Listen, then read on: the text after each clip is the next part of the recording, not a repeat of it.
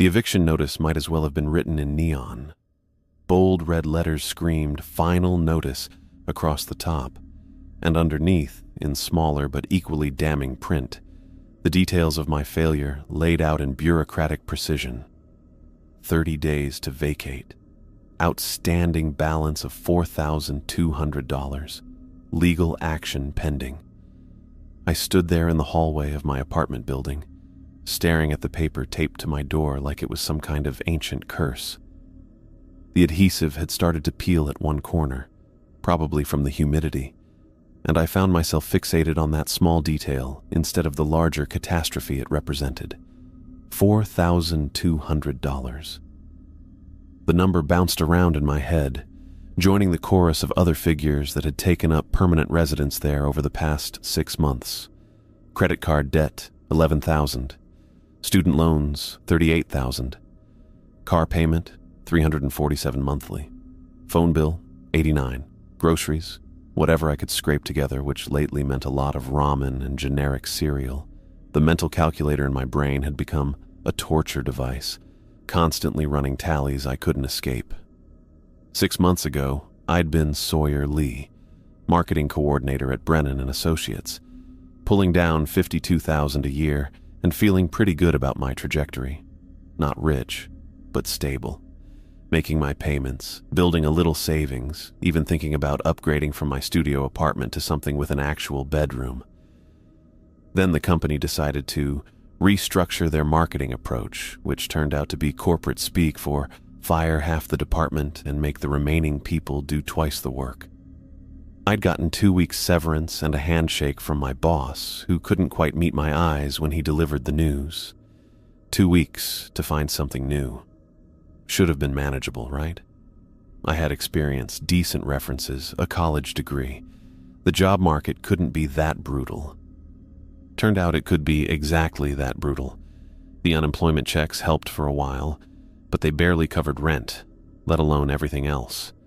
I'd burned through my savings by month 3, started putting groceries on credit cards by month 4, and now here I was at month 6, staring at an eviction notice and trying to figure out which bills I could ignore for another week. My phone buzzed in my pocket. I didn't need to look at it to know what it was. Debt collectors had a particular rhythm to their calls. They'd try once in the morning, once around lunch, and once in the evening, like clockwork. This would be the lunch call from either Capital One or the collection agency handling my old medical bills from when I'd gotten food poisoning last year and had to go to the emergency room. The buzzing stopped, then started again, almost immediately. Persistent today. I pulled the phone out and glanced at the screen. Unknown number with a local area code. Definitely a collector. They'd started using different numbers when I stopped answering the regular ones.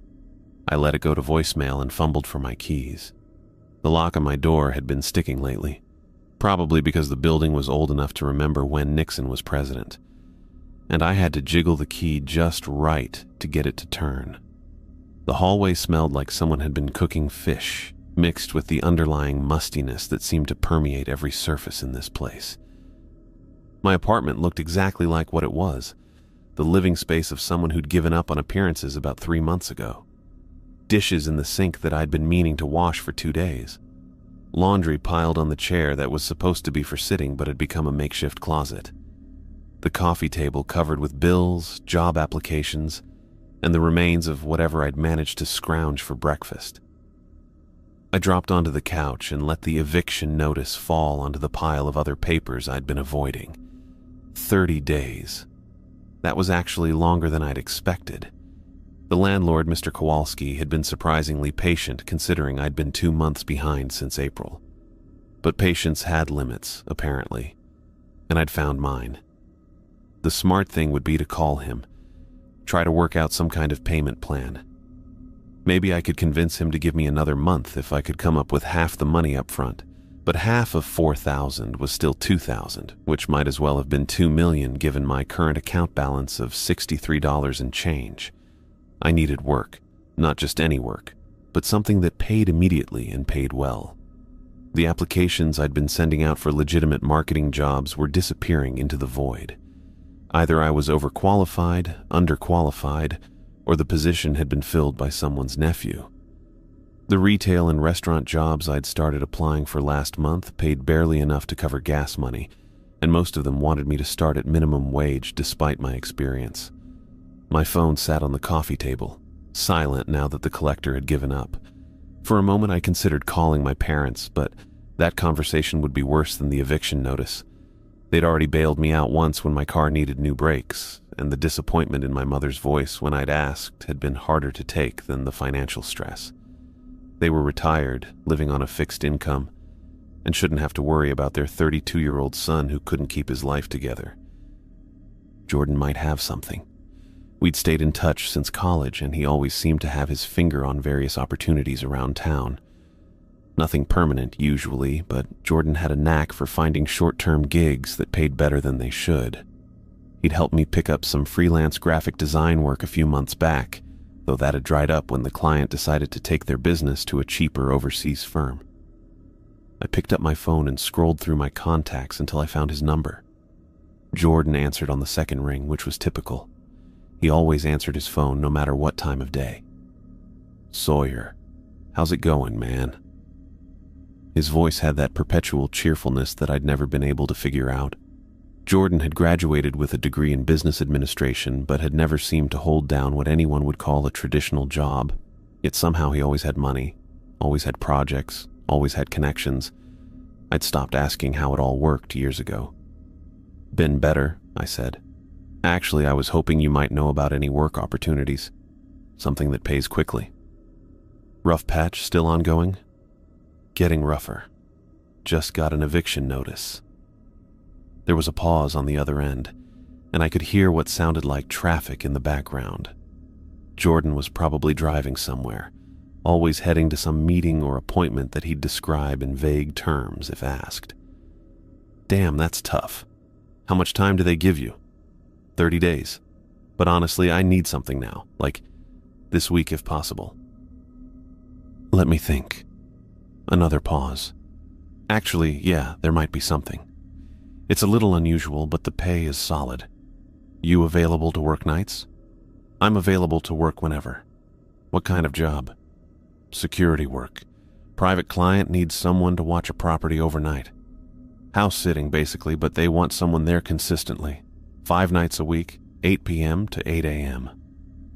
Security work wasn't something I'd considered, but it wasn't like I had room to be picky. "What's the pay?" $3,000 a week. Cash." I almost dropped the phone. $3,000 for 5 nights of work? That was more than I'd been making monthly at my old job. It had to be a mistake, or there had to be a catch that Jordan hadn't mentioned yet. $3,000? Are you sure?" "Positive. I know it sounds too good to be true, but the client values reliability and discretion.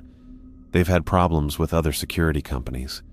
People not following instructions, that kind of thing. They're willing to pay premium for someone who can follow simple directions." "What kind of instructions?" "Nothing complicated. Just sit in the house, make sure nothing gets disturbed. The place is empty right now. Going through some kind of transition period. They just need someone there to maintain a presence, you know? Make sure nobody breaks in, no vandalism, that sort of thing." It did sound too good to be true, but I was in no position to be skeptical about good fortune. $3,000 a week would not only cover my rent, but start making a real dent in my other debts. A month of that work, and I could be back on solid ground. "What's the catch?" Jordan laughed. "You're always looking for the downside, Sawyer. Sometimes a good opportunity is just a good opportunity. But since you asked, there are some specific requirements. No lights on in the house while you're there. No electronics, no phone calls, no music, nothing like that. And once you're there for the night, you don't leave until morning. No exceptions." The requirements were odd, but not unreasonable. Plenty of security jobs had strange protocols. Maybe the client was worried about drawing attention to an empty house, or there were insurance requirements about maintaining a low profile. "Where's the house?" "Maple Street, over in the Riverside neighborhood. Quiet area, nice houses. You'd start Monday if you're interested." Riverside was a decent part of town, older homes, but well-maintained. Not the kind of place where I'd expect trouble, which made the job sound even more appealing. Sitting in a quiet house for 12 hours, 5 nights a week, for $3,000. I'd brought books, catch up on some reading I'd been meaning to do. And this is legitimate? Not some kind of insurance scam or anything? Come on, man. You know I wouldn't put you in a bad situation. This is a private client who values their privacy and is willing to pay for peace of mind. Nothing shady about it. My phone buzzed with another incoming call, another unknown number, another debt collector who wanted to discuss my payment options. I let it go to voicemail and focused on Jordan's offer. When would I get paid? Weekly, every Friday, cash, like I said. You work Monday through Friday, get paid Friday afternoon. $3,000 in cash by the end of next week. It would solve my immediate crisis and give me breathing room to figure out something more permanent. The strange requirements didn't matter. I could sit in a dark house for 12 hours if it meant keeping my apartment and getting my life back on track. I'll take it. Great, I'll let them know you're interested. Can you start this Monday? Absolutely. Perfect. I'll get you the address and details over the weekend. And Sawyer, this could be a really good thing for you. Just follow the rules exactly as they're explained, and everything will work out fine. Something in his tone made me want to ask more questions, but the eviction notice was still sitting on my coffee table, and my bank account was still hovering near zero. Whatever minor weirdness came with this job, I could handle it for $3,000 a week. Thanks, Jordan. I really appreciate this. No problem. That's what friends are for, right? After we hung up, I sat on my couch and tried to process what had just happened. An hour ago, I'd been staring at financial ruin. Now I had a job that would pay more in a week than most people made in a month. It seemed impossible, but Jordan had never steered me wrong before. The weekend stretched ahead of me, and for the first time in months, I had something to look forward to instead of dread. Monday night, I'd be sitting in a house on Maple Street, earning money just by being present. No customers to deal with, no boss breathing down my neck, no performance reviews or office politics. Just me, an empty house, and enough money to get my life back on track. What could possibly go wrong with an arrangement that simple? The weekend crawled by with the kind of restless energy that made sitting still impossible. I kept checking my phone, waiting for Jordan to text me the address and details. Every time it buzzed, my stomach jumped. But it was always another debt collector, or some automated reminder about a bill I couldn't pay anyway. By Sunday evening, I'd cleaned my entire apartment twice and reorganized my meager closet 3 times just to keep my hands busy. Jordan finally called Sunday night around 9. You ready for tomorrow? His voice carried that same confident tone from Friday, but underneath it I caught something else. Urgency, maybe, or impatience. Been ready since we talked, I said. Just need to know where I'm going. 1247 Maple Street. It's in Riverside, about 15 minutes from your place. Nice neighborhood, quiet. I'll meet you there at 7:30 to show you around and hand over the key. I grabbed a pen and scribbled the address on the back of an envelope. Anything else I should know? Just remember what I told you. No lights, no leaving, no noise. The client is very particular about these things. His tone sharpened. I mean it, Sawyer. Follow the rules exactly. The way he said it made my skin prickle. Jordan had always been laid back about everything, the kind of guy who showed up 20 minutes late to dinner and shrugged it off with a joke. This intensity was new. Got it, I said. No lights, no leaving, no noise. Good, see you tomorrow. The line went dead before I could ask any follow-up questions. Monday dragged worse than the weekend. I spent most of the day trying to distract myself with job applications, but my mind kept wandering to the house on Maple Street. $3,000 for sitting in a dark house 5 nights a week. It still seemed too good to be true, but I'd stopped questioning good luck.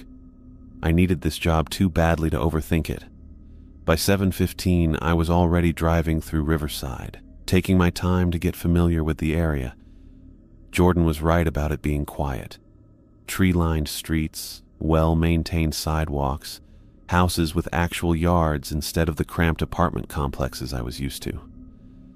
The kind of neighborhood where people probably knew their neighbors' names and complained about kids riding bikes too fast.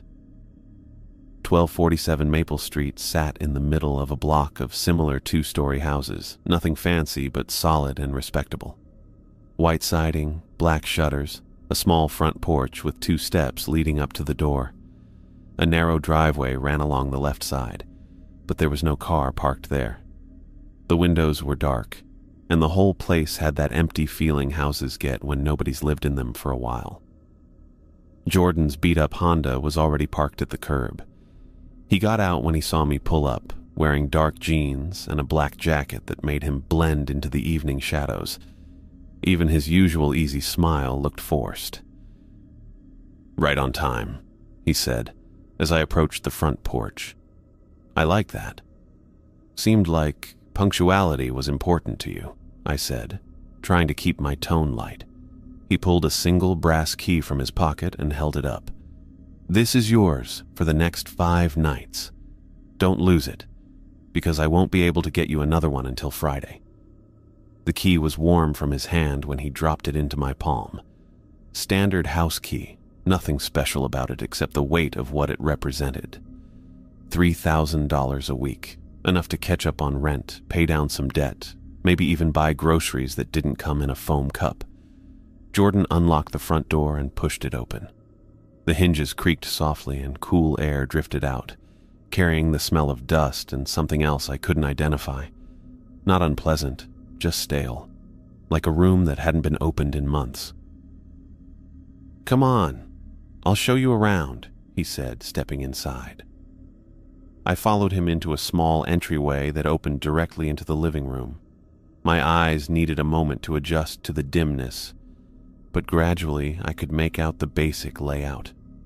Hardwood floors, a few pieces of furniture covered with sheets, windows with heavy curtains drawn tight.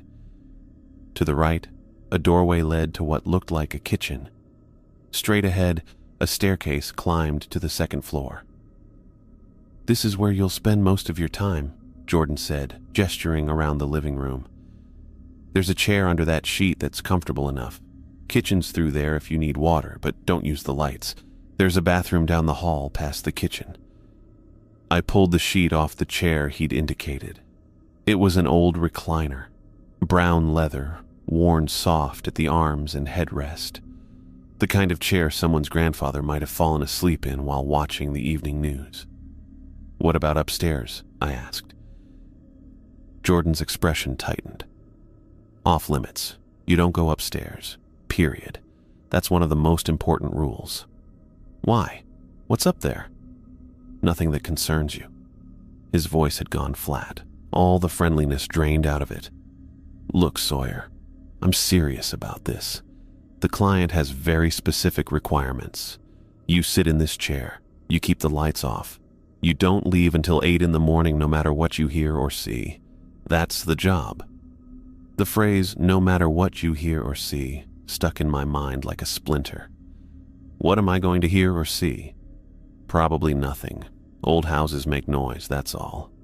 Settling, pipes, maybe some mice in the walls.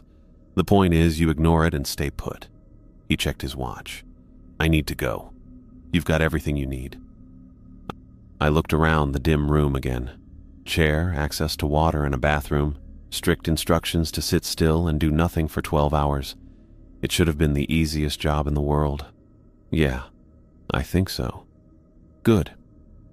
Jordan headed for the door, then paused with his hand on the knob. "Remember, Sawyer, no lights, no leaving, no going upstairs. Follow those rules and you'll get paid Friday afternoon. Break them." He shrugged. "Well, don't break them." The door closed behind him with a soft click, and I heard his car start up outside. Within a minute, the sound of his engine faded down the street, leaving me alone in the silent house. I settled into the leather recliner and tried to get comfortable.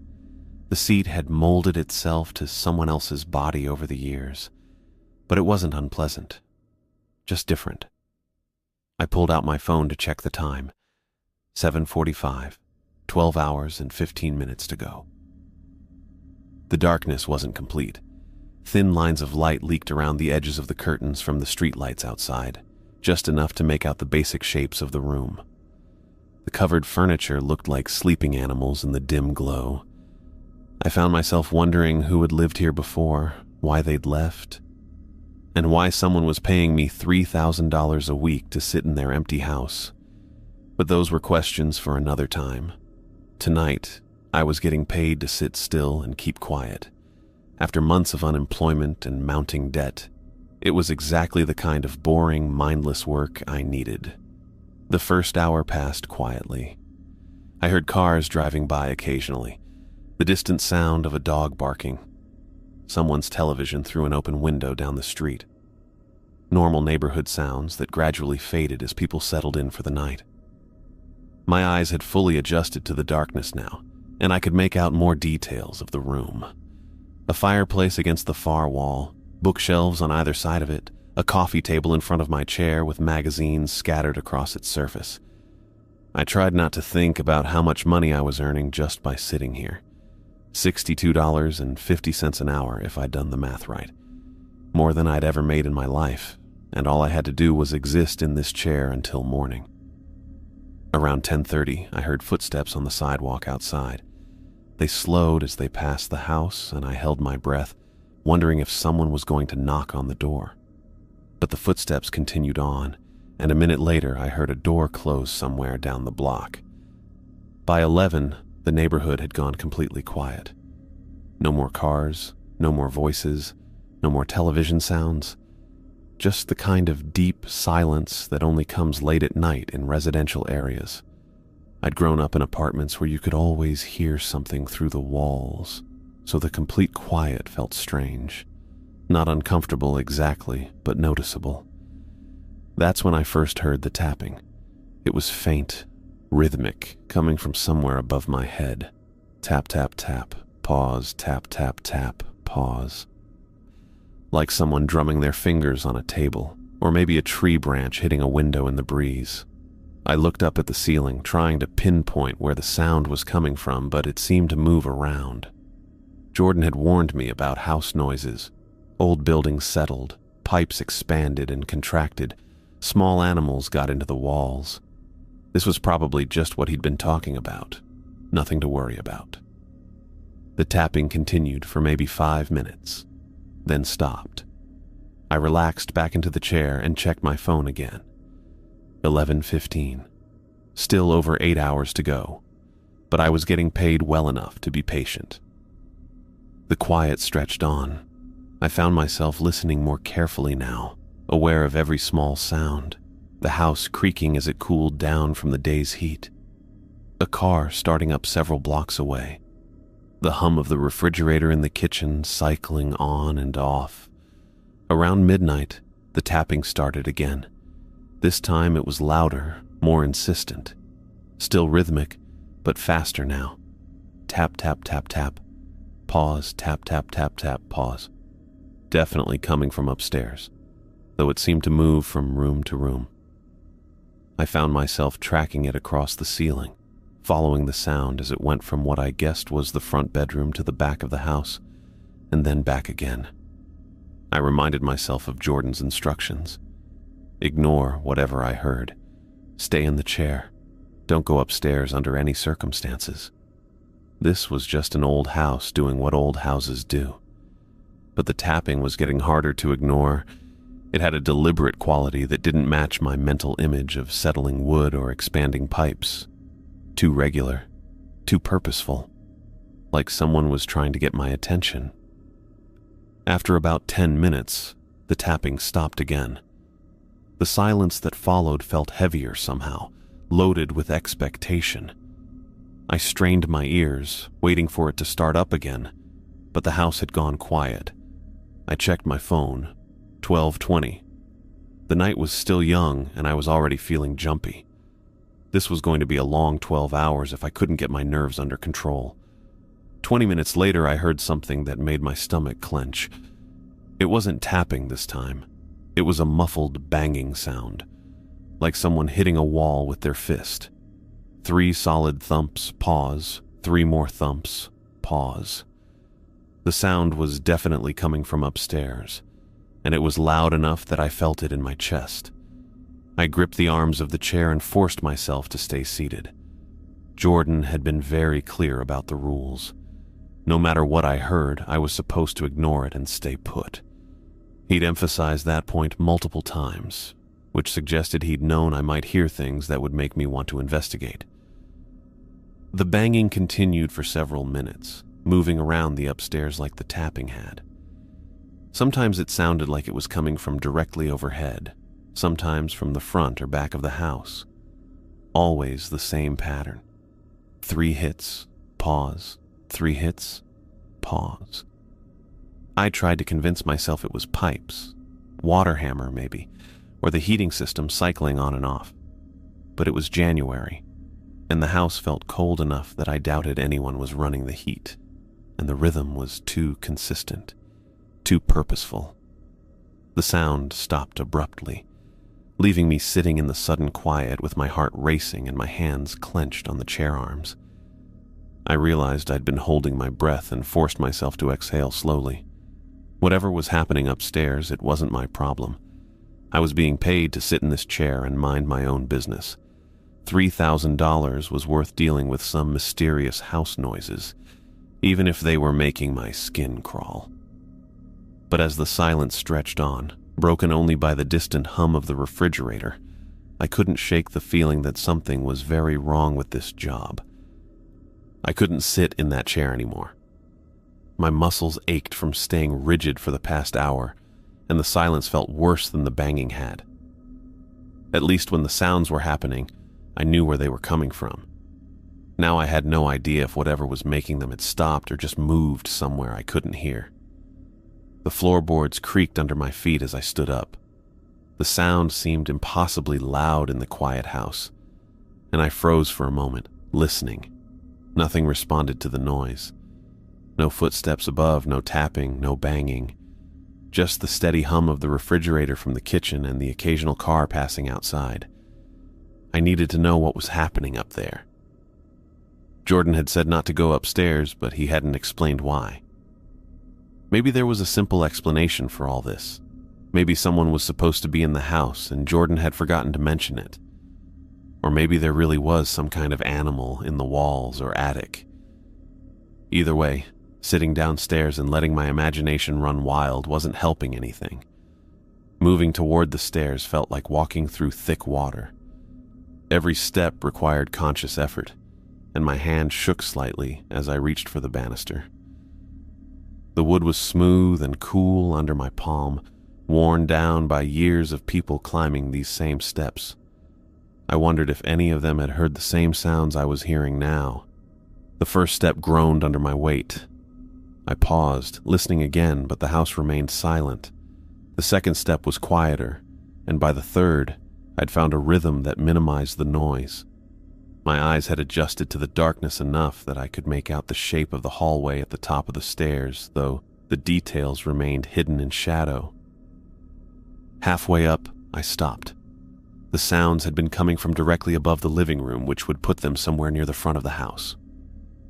But as I climbed higher, I realized the tapping and banging had seemed to move around, first from one direction then another, like someone walking from room to room, testing the walls or floors.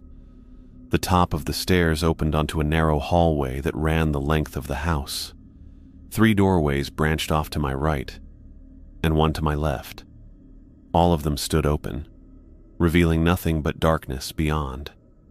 The air up here felt different than downstairs.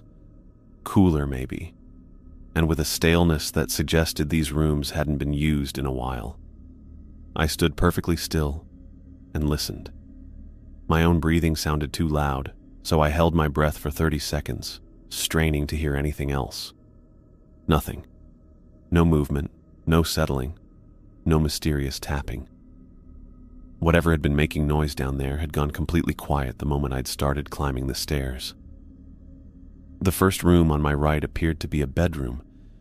I could make out the bulk of a bed frame and dresser, both covered with the same kind of sheets that had been draped over the living room furniture. Dust motes danced in the faint light coming through a gap in the curtains. I stepped inside and looked around carefully, checking the corners and behind the furniture. Everything sat exactly where it should. No signs of disturbance. No evidence that anyone or anything had been moving around in here. The second room was smaller, maybe an office or spare bedroom. A desk sat against one wall with a chair tucked neatly underneath. Papers were scattered across the surface, but when I got closer, I could see they were just old bills and letters, yellowed with age. The third room was another bedroom, this one with 2 windows facing the street. I pulled one of the curtains aside slightly and looked down at my car parked in the driveway. From up here, I could see most of the neighborhood. Porch lights glowed at regular intervals down the block, and a few windows showed the blue flicker of late-night television. Everything looked normal and peaceful. The bathroom was across the hall. Old fixtures, clean but clearly unused for some time. The medicine cabinet was empty except for a bottle of aspirin that had expired 3 years ago.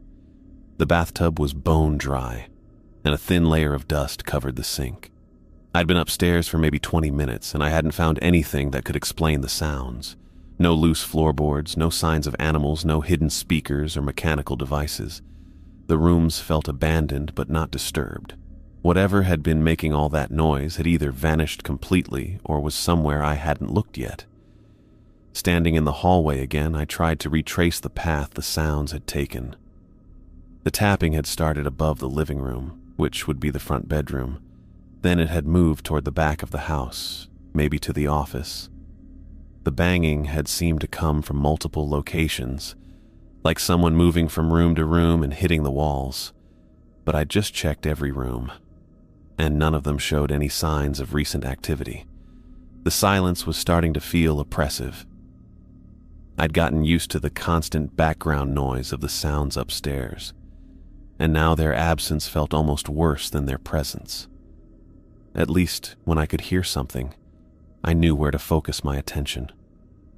Now I felt like I was waiting for something to jump out at me from any direction. I made my way back downstairs, testing each step carefully to minimize the creaking. The living room felt different when I returned to it. Smaller, maybe, or more confined. The chair I'd been sitting in looked lonely, in the middle of all that empty space, and I realized I didn't want to sit back down. The idea of spending the next 6 hours trapped in that recliner, listening for sounds that might or might not come, made my stomach clench. But I didn't have much choice. Jordan was paying me $3,000 to sit in this house and follow his rules. I hadn't technically broken any of them by going upstairs. He'd said not to go up there, but he hadn't been specific about consequences or enforcement. And I'd needed to investigate the sounds for my own peace of mind. Now that I'd confirmed there was nothing obviously wrong up there, I could probably get through the rest of the night without losing my mind. The hours crawled by. I dozed fitfully in the chair, jerking awake every time the house made a normal, settling noise. Around 4 a.m, I heard a car door slam somewhere down the block, followed by footsteps on pavement and the sound of keys jingling.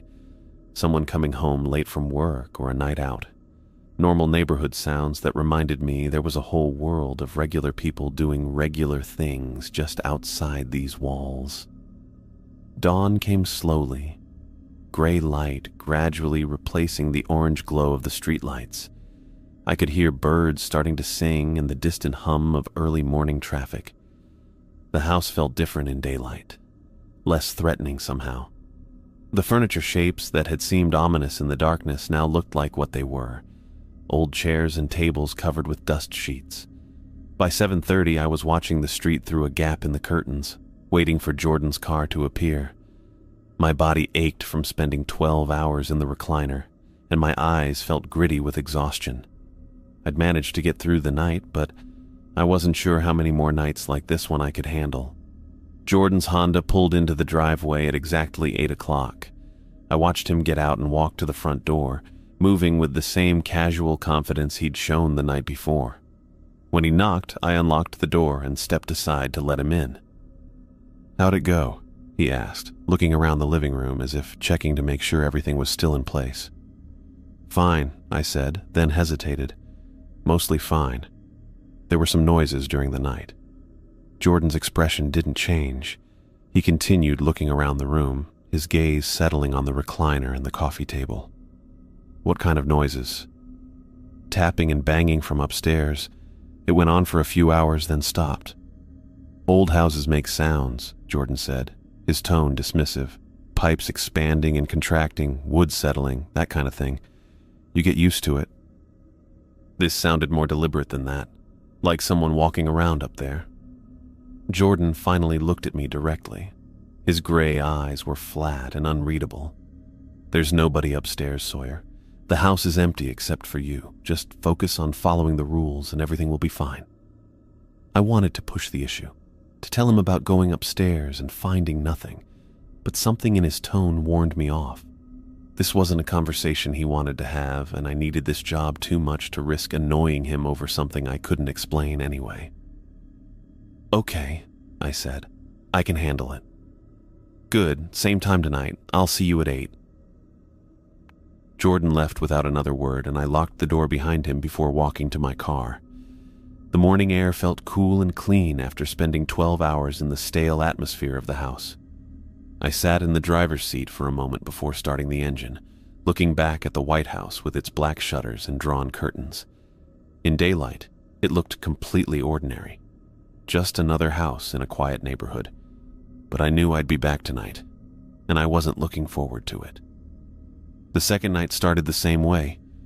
Jordan arrived at 7:30 with the key and the same brief instructions. No lights, no leaving, no noise. He didn't ask about the previous night, and I didn't volunteer any information. The handover took less than 5 minutes, and then I was alone again in the dark living room with 12 hours stretching ahead of me. I'd spent the day trying to research the house online, but the address didn't turn up anything unusual. Property records showed it had been owned by the same family for 30 years before being sold 6 months ago to a company I'd never heard of. No reports of break-ins or disturbances, no local news stories or neighborhood complaints. As far as the internet was concerned, 1247 Maple Street was completely unremarkable. The sound started earlier this time. I'd been in the chair for maybe 2 hours when the first tapping began. Same rhythm as before, but louder and more insistent. Tap, tap, tap, pause, tap, tap, tap, pause. It came from directly overhead, moving slowly from the front of the house toward the back. Then it stopped, and the banging started. This time it was definitely louder than the night before. The sound reverberated through the house like someone hitting the walls with a hammer. 3 sharp bangs, pause. 3 more bangs, pause. The pattern continued for 10 minutes, moving from room to room upstairs. But tonight I could hear something else mixed in with the banging. Footsteps. Clear, deliberate footsteps pacing back and forth across the floor above me. Not the quick scurrying of an animal or the random settling of old wood. These were the footsteps of someone walking with purpose, someone who knew exactly where they were going. I gripped the arms of the recliner and forced myself to stay seated.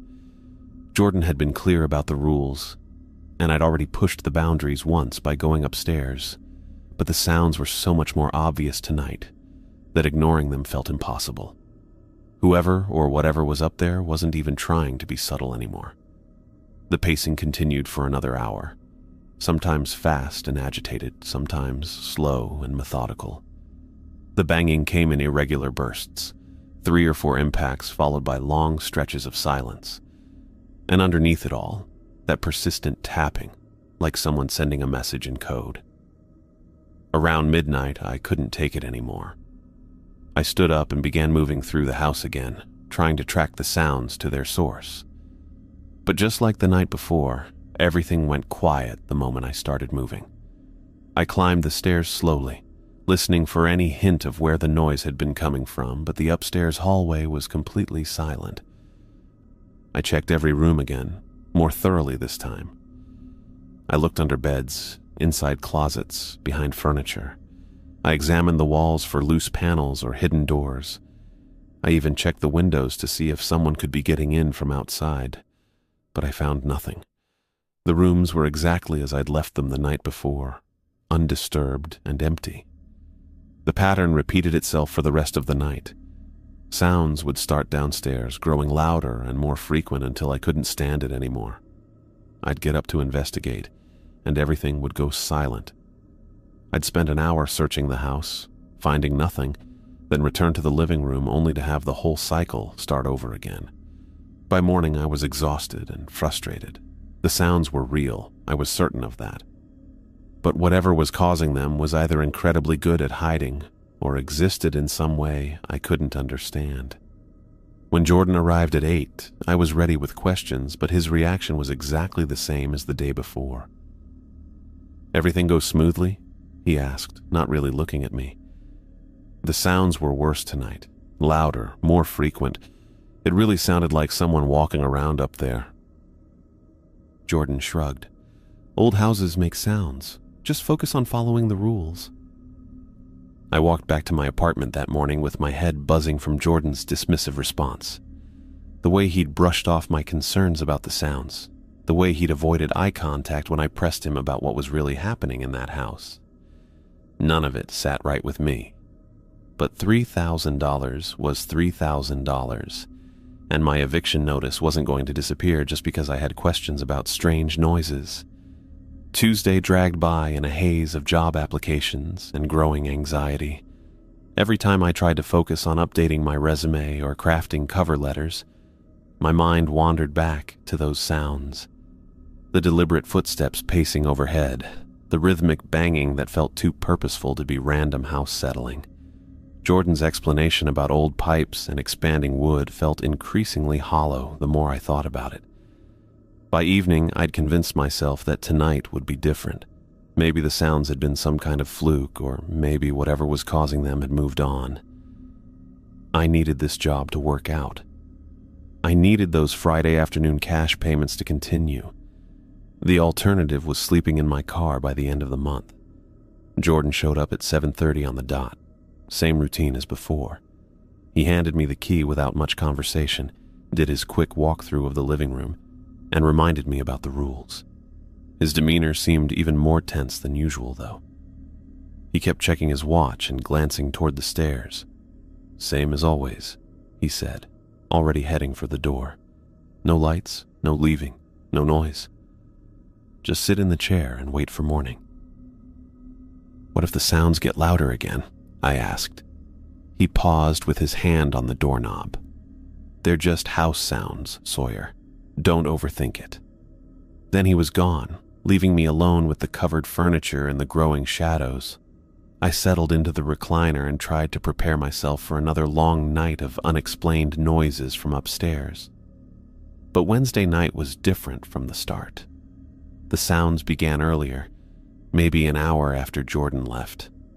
Instead of the gradual buildup I'd experienced the previous 2 nights, the tapping started immediately with an aggressive intensity that made me grip the chair arms. It wasn't the hesitant tap-tap-tap pattern from before. This was rapid, insistent, almost frantic. The banging followed within minutes, and it was louder than anything I'd heard yet. Each impact seemed to travel through the house's frame, vibrating up from the foundation and rattling the windows. I found myself counting the intervals between sounds, trying to find some pattern or logic that might explain what I was hearing. 3 bangs, pause. 5 bangs, pause. 7 bangs, pause. The progression felt deliberate, mathematical almost, not random settling or thermal expansion. Someone or something was creating these sounds with purpose. Then came the footsteps, heavier and more pronounced than before. They moved across the ceiling in long, measured strides, back and forth, back and forth. The rhythm was hypnotic and unsettling. I could track the movement from the front of the house to the back, then a pause, then the return journey. I forced myself to stay in the chair, reminding myself of Jordan's warnings and my desperate need for this income. But as the night wore on, The sounds grew more intense. The banging became thunderous. The footsteps turned into what sounded like running. And underneath it all, a new sound emerged. A low, rhythmic knocking that seemed to come from somewhere else entirely. Not from upstairs, from below. I'd been so focused on the sounds above that I hadn't noticed the subtle percussion coming from beneath the house. It was quieter than the upstairs commotion, but more disturbing somehow. Deliberate knocks in groups of 3, repeated over and over with mechanical precision. Around 2 a.m, everything escalated.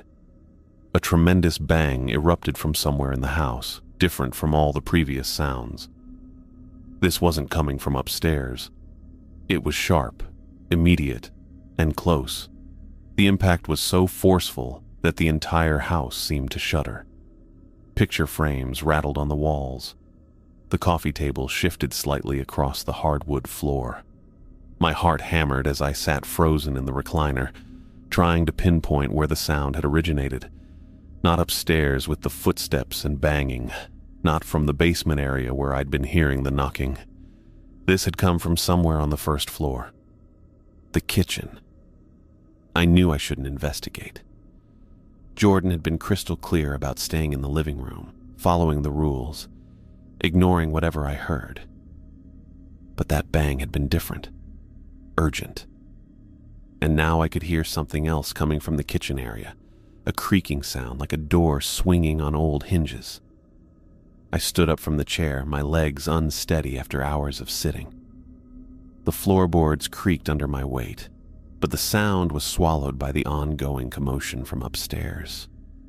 Whatever was happening up there seemed to be reaching a crescendo, with rapid footsteps and continuous banging creating a chaotic symphony above my head. I moved toward the kitchen, each step deliberate and careful. The doorway was dark, just a rectangular opening leading into shadows. As I got closer, I could smell something different in the air, cooler, damper, with an earthy undertone that hadn't been there before. I reached the kitchen doorway and peered inside. The space was small and functional, with basic appliances and empty countertops. Moonlight filtered through a small window above the sink, casting pale rectangles across the linoleum floor. Everything looked normal, exactly as it had during Jordan's brief tour. Except for the door. On the far wall, beyond the refrigerator, stood a door I had never seen before. It was wide open, revealing nothing but black emptiness beyond. I stared at it in confusion, trying to reconcile what I was seeing with my memory of the kitchen layout. During the walkthrough, Jordan had shown me the living room, mentioned the kitchen, pointed out the stairs to the second floor. He hadn't mentioned any other doors. I was certain this door hadn't been opened before. I was certain I'd never seen it at all. But there it was, standing open like an invitation into darkness. The doorframe was painted white, same as the rest of the kitchen trim, but the paint looked older, more worn. The door itself was heavy wood, dark-stained, with an old-fashioned brass knob that caught the moonlight. Beyond the threshold, I could see the beginning of what looked like wooden steps leading downward, a basement staircase. The cool, damp air was flowing up from below, carrying with it that earthy smell of underground spaces, and something else. The rhythmic knocking I'd been hearing was definitely coming from down there, clearer now with the door open. 3 measured knocks. Pause. 3 knocks. Pause. But there was more. Underneath the knocking, almost too quiet to hear, were other sounds. Muffled and indistinct, but unmistakably human. Voices, maybe. Or something that sounded like voices. The cadence was wrong for normal conversation. Too repetitive. Too strained. I stepped closer to the doorway, my pulse racing. The sounds from upstairs continued unabated, but they seemed less important now. Whatever was happening down in that basement felt more immediate, more real. The knocking continued its steady pattern. 3 knocks, pause, 3 knocks, pause. But as I listened more carefully, I realized it wasn't just random knocking. There was a desperate quality to it, an urgency that made my stomach clench with recognition. Someone was down there. Someone was trying to communicate. The muffled sounds grew slightly louder, and I could make out what might have been words. Indistinct, but definitely human. The rhythm suggested distress, maybe even calls for help. The realization hit me like a physical blow. Whatever was happening in this house, it wasn't supernatural or unexplained. It was something much worse. I thought about Jordan's strict rules, his insistence that I ignore whatever I heard, his refusal to explain anything about the job. I thought about the unusually high pay for what should have been simple house sitting. I thought about his nervousness, his quick departures, his dismissive responses to my questions. The sounds from below continued. 3 knocks, pause. 3 knocks, pause. And underneath, those muffled human sounds that made my skin crawl with their implications. I was violating every rule Jordan had set. I was supposed to stay in the living room, ignore all sounds, ask no questions. But standing there at the threshold of that basement staircase, listening to what sounded like people in distress, I realized I had a choice to make. Follow Jordan's rules and pretend I heard nothing, or investigate what was clearly a situation that demanded immediate attention. The knocking continued from below, insistent and desperate. My grip tightened on the doorframe as I stood at the top of those basement stairs. The knocking kept coming from below. 3 sharp raps, silence, then 3 more. Each set felt deliberate, purposeful, human. I had to go down there. The first step creaked under my weight, a sound that seemed to echo louder than it should have in that narrow stairwell. My right hand found the wall, fingers trailing along rough wooden planks as I lowered myself into the darkness. The air grew cooler with each step, carrying that damp, earthy smell I'd noticed when the door first swung open. My left hand groped ahead, searching for a handrail that wasn't there. Step by step, I made my way down. The wooden stairs felt solid enough, but each one groaned under my feet. 15 steps, maybe 20. I counted them without meaning to. Some part of my brain trying to stay grounded in concrete details while the rest of me wondered what the hell I was walking into. The knocking had stopped when I started moving, just like the upstairs sounds always did when I investigated. But I could hear something else now, a faint rustling, like fabric moving against fabric. And underneath that, barely audible, what sounded like breathing. My foot hit concrete, the basement floor. I stood there for a moment, letting my eyes adjust to the darkness. The only light came from behind me, a faint glow filtering down the stairway from the kitchen above. It wasn't much, but gradually I began to make out shapes in the gloom. The basement was bigger than it should have been. Way bigger. The house above couldn't possibly contain a space this large. As my vision sharpened, I could see the concrete floor stretched out in front of me, extending well beyond what the footprint of 1247 Maple Street would allow. The ceiling was low, maybe 7 feet, supported by thick wooden beams that disappeared into shadows. But it was the shapes scattered throughout the space that made my stomach clench. Large, rectangular objects. Metal, from what I could tell. They were arranged in no particular pattern across the concrete floor, some closer to the walls, others sitting in the middle of the open space. Each one was roughly the size of a chest freezer, the kind you'd find in a garage or basement, used for storing bulk food purchases. The muffled sounds were definitely coming from these containers. I stood frozen at the bottom of the stairs, my mind racing to process what I was seeing.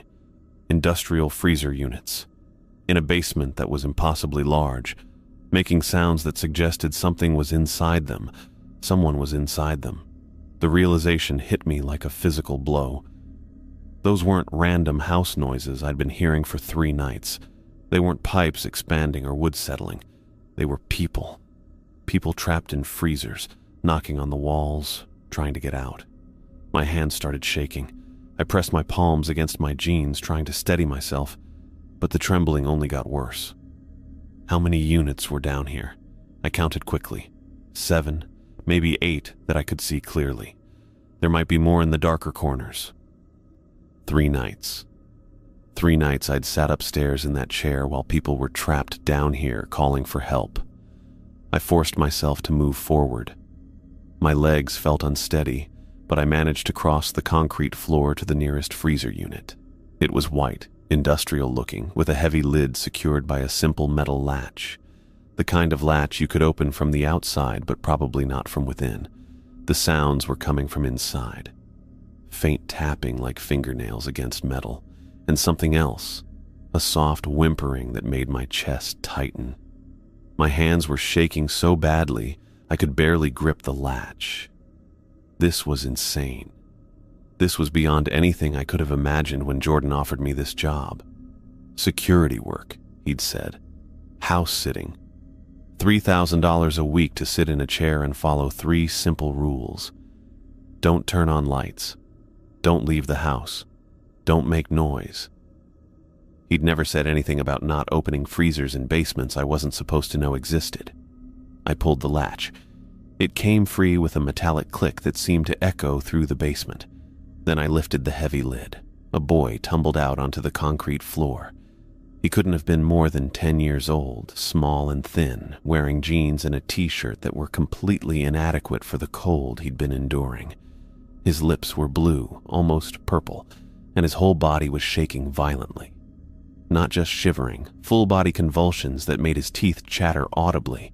His eyes were wide, staring up at me with a mixture of terror and desperate relief. He tried to speak, but only managed a gasping sound as he struggled to draw air into his lungs. I ripped off my jacket without thinking and wrapped it around his shoulders, pulling him up into a sitting position. The kid was ice cold, his skin pale and clammy. How long had he been in there? How long could someone survive in a freezer before hypothermia set in? Hey, it's okay, I whispered, trying to keep my voice calm even though my heart was hammering. You're out now. You're safe. The boy's teeth were chattering so hard he could barely form words, but he managed to whisper something that sounded like help. I'm going to help you, I said, rubbing his arms through the jacket, trying to generate some warmth. What's your name? Can you tell me your name? He looked up at me, those wide eyes focusing with effort. Jeff, he managed to say through chattering teeth. Jeff Wheeler. Jeff Wheeler.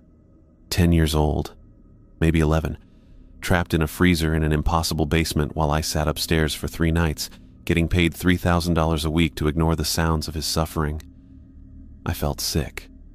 Physically. Violently sick. But I pushed the feeling down because Jeff needed help, and there were other freezers in this basement. Other units that had been making sounds. Jeff, are there other people down here? I asked, though I already knew the answer. Other kids? He nodded, still shaking. 6 others, he whispered. Maybe 7, I don't know. 6 more. At least 6 more children trapped in freezers, slowly dying of hypothermia while I collected my paycheck upstairs. I looked around the basement again, counting the units I could see. 7 total, including the one Jeff had been in. 6 more kids, assuming Jeff was right. 6 more children who were probably in the same condition he was, cold, terrified, running out of time. Okay, I said, trying to think clearly despite the horror of what I was seeing. Jeff, I need you to stay right here, okay? I'm going to get the others out, but I need you to stay put and try to warm up. He nodded, clutching my jacket around his shoulders. The shaking was starting to subside slightly, but he was still pale, and his lips were still that awful blue color. I stood up and moved to the next freezer.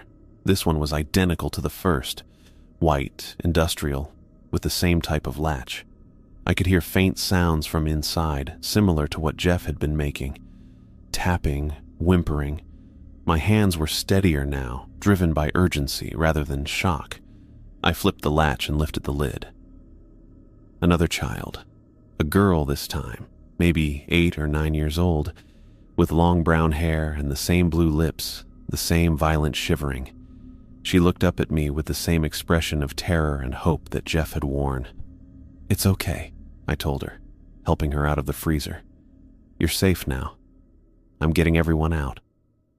She couldn't speak, just nodded and clung to my arm as I helped her sit down next to Jeff. I didn't have another jacket to give her, but Jeff immediately moved closer and shared mine with her. 6 more freezers, 6 more children. I moved to the 3rd unit, my mind racing. This wasn't random. This was organized, systematic. Someone had set up this basement specifically for this purpose. Someone had been keeping children in freezers, probably moving them in and out, using the house as some kind of way station. And Jordan knew. Jordan had to know. The strict rules, the insistence on staying in the living room, the dismissive responses when I mentioned the sounds. He was part of this. He was keeping me upstairs and out of the way while children suffered in the basement below. The 3rd freezer contained a boy who looked slightly older than Jeff, maybe 12. He was in worse condition than the first 2, barely conscious, his shivering weak and intermittent. Hypothermia was setting in more severely. I got him out and helped him over to where Jeff and the girl were huddled together. "We need to get warm," Jeff whispered to the older boy. "We're out now. This man is helping us." The older boy just nodded weakly, unable to speak. 4th freezer. A girl who couldn't have been more than 7, so small I could lift her easily. She was crying silently, tears freezing on her cheeks. 5th freezer. Another boy, around 9, who immediately started asking for his mom when I pulled him out. 6th freezer. A girl about Jeff's age who seemed more alert than the others, asking me who I was and whether I was going to hurt them. When I assured her I wasn't, she helped me guide the younger children to the growing huddle near the stairs. 7 freezers total. 7 children, all between the ages of 7 and 12, all suffering from various stages of hypothermia and trauma. All of them looking at me like I was their salvation. I was just a guy who needed money to pay his rent. I wasn't equipped for this. I wasn't trained for rescue operations or medical emergencies. I didn't know how to treat hypothermia or handle traumatized children, but I was what they had. "Okay," I said, looking at the group of kids huddled together at the bottom of the stairs. "We need to get you all somewhere warm, somewhere safe. Can everyone walk?" Most of them nodded, though the older boy still looked unsteady. Jeff seemed to be recovering the fastest. The shivering had mostly stopped, and he was helping keep the younger ones calm. "What's your last name, Jeff?" I asked. If I was going to get these kids help, I needed to know who they were. "Wheeler," he said clearly. "Jeff Wheeler. I live on Oak Street with my mom and dad." Wheeler. The name rang a bell, but I couldn't place it immediately. One of the other children spoke up, the alert girl who'd been in the 6th freezer. "I'm Sarah Chen," she said. "I live on Birch Avenue. My parents are probably looking for me." The others started offering their names and addresses. Missing children. These were missing children, and I'd found them in freezers in a basement that shouldn't exist, in a house where I was being paid to ignore any sounds I heard. I thought about Jordan's rules again. No lights, so I wouldn't see anything. No leaving, so I couldn't get help. No noise, so I wouldn't interfere with whatever was happening down here. I'd been hired to be the perfect witness who would never testify, the security guard who would never report a crime. But I was reporting it now. I pulled out my phone, my hand still shaking from the cold and adrenaline. The screen's blue glow felt harsh in the dim basement, but I needed to make this call. Jordan's rules didn't matter anymore. Not when 7 kids were sitting at the bottom of these stairs, some of them barely conscious from the cold. I dialed 911 and pressed the phone to my ear. My free hand stayed on Jeff's shoulder. He was the most alert of the group, and I could feel him watching me with those wide, scared eyes. 911, what's your emergency?" The dispatcher's voice was calm and professional. I took a breath, trying to organize my thoughts. How do you explain finding children locked in freezers in a basement that shouldn't exist? I'm at 1247 Maple Street in Riverside.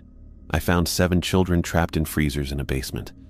They're all alive, but they need medical attention immediately. Hypothermia. Sir, did you say children in freezers? Yes, 7 of them. They're conscious, but they've been in there for who knows how long. They're freezing. I could hear typing on the other end. The dispatcher was taking this seriously, which was a relief. Part of me had worried they might think I was making it up. Are you in a safe location, sir? I looked around the basement. Was I safe? I had no idea who owned this place or when they might come back. Jordan had made it clear I wasn't supposed to be down here. And now I'd broken every single rule he'd given me. I think so. I'm in the basement with the children. The house was supposed to be empty. Officers are on their way. Stay on the line with me. Can you tell me about the children's condition? I looked at the group huddled near the stairs. Jeff was still wrapped in my jacket, and Sarah Chen was helping keep the younger ones calm. The 12-year-old boy was leaning against the wall with his eyes closed, and that worried me the most. They're all conscious, but some are in worse shape than others. The oldest boy, maybe 12. He's barely responding. The rest are scared but talking. Paramedics are being dispatched as well. Are the children able to walk? I watched as Sarah helped one of the younger girls stand up. Her legs were shaky, but she managed it. Most of them, I think. They're weak but mobile. While I talked to the dispatcher, I moved toward the remaining freezers.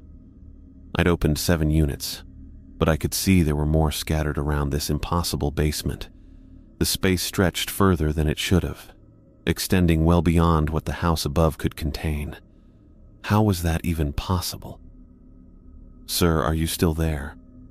Yes, I'm here. I'm checking the other freezers. My stomach clenched as I approached the 8th unit. Please be empty, I thought. Please don't let there be more kids. I lifted the lid. Empty, but recently used. There were blankets inside, and the metal still felt cold against my palm. I moved to the 9th freezer, then the 10th. Each one was empty, but showed signs of recent occupation. Blankets, small personal items, traces of the same kind of imprisonment I'd found the 7 children in. How many total freezers are there? The dispatcher asked. 12. 7 had children. 5 are empty, but they've been used recently. The typing on the other end got faster. I could hear the dispatcher talking to someone else in the background, coordinating the response. Jeff stood up slowly, still clutching my jacket around his shoulders. Are the police really coming? Yes, they're coming. You're going to be okay. Sarah Chen moved closer to me. How many others were in those? She nodded toward the empty freezers. I didn't want to think about that. Didn't want to consider how many other children might have been moved through this place before tonight. How long had this been going on? How many times had I sat upstairs in that recliner while kids were trapped down here?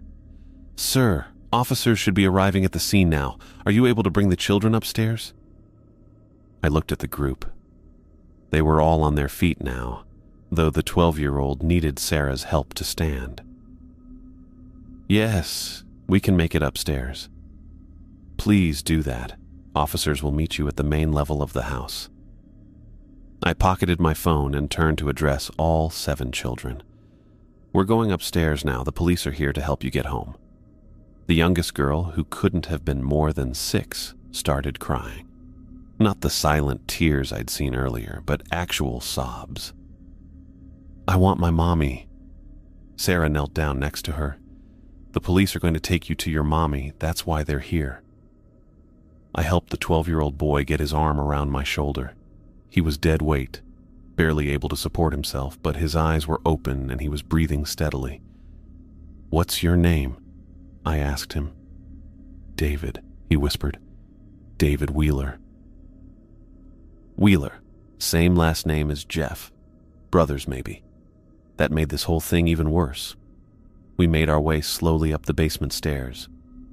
I went first, supporting David while Jeff and Sarah helped guide the younger children.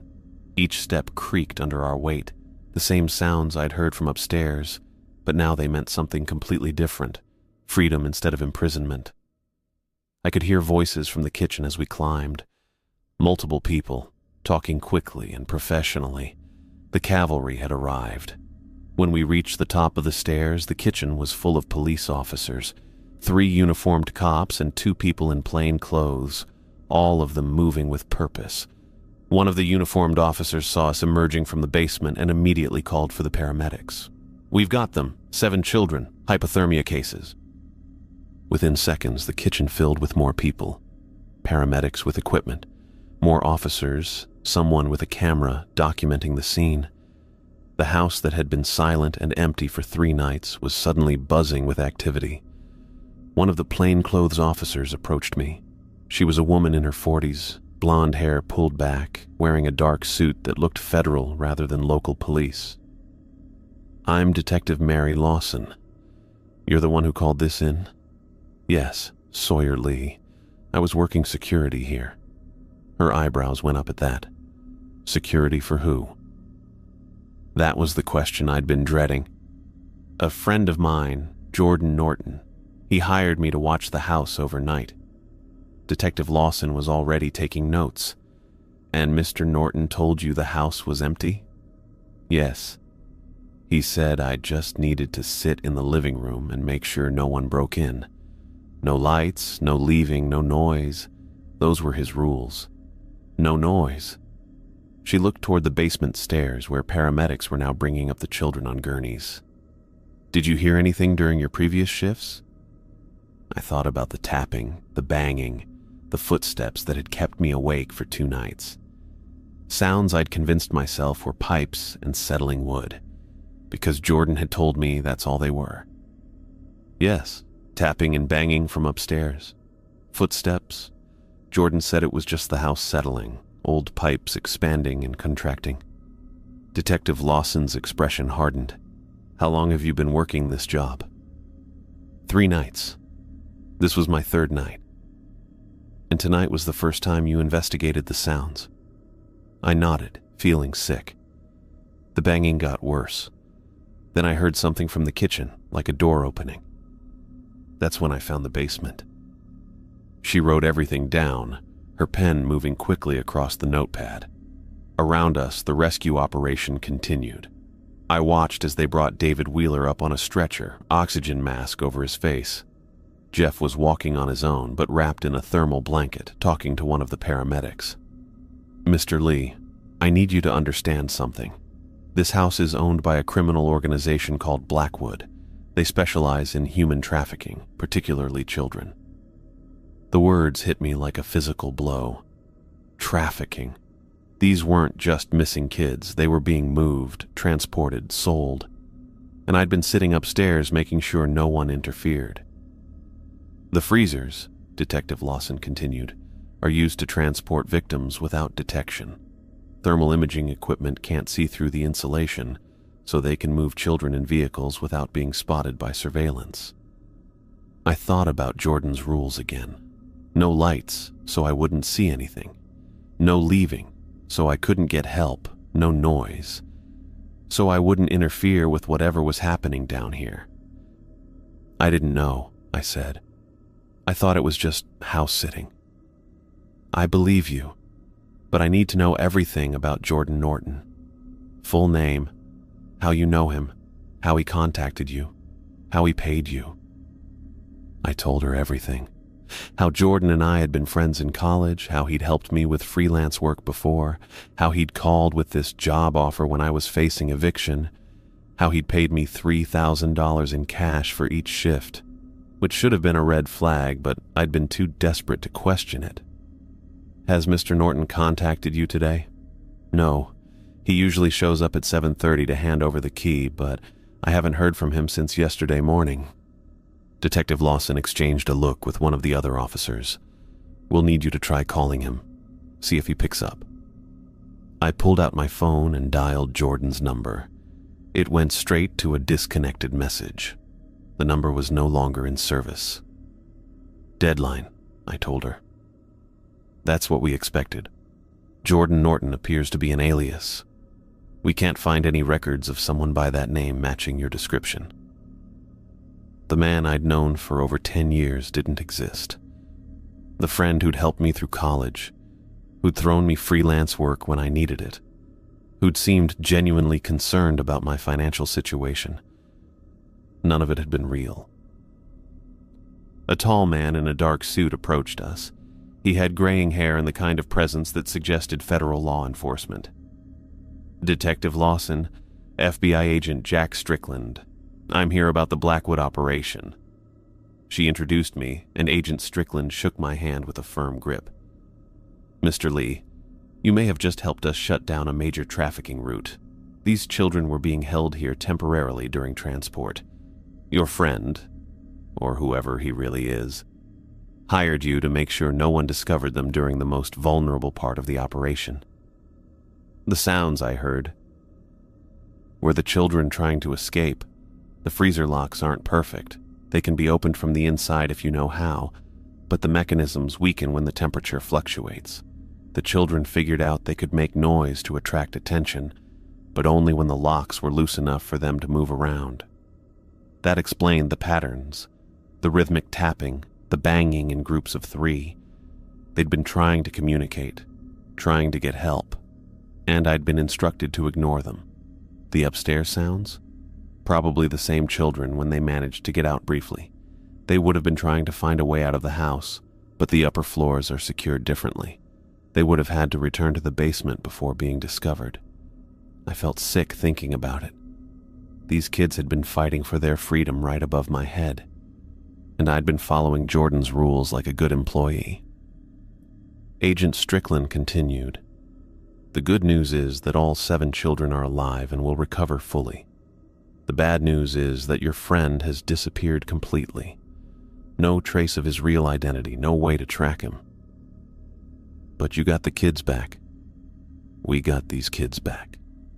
But Blackwood is a large organization, and this was just one location.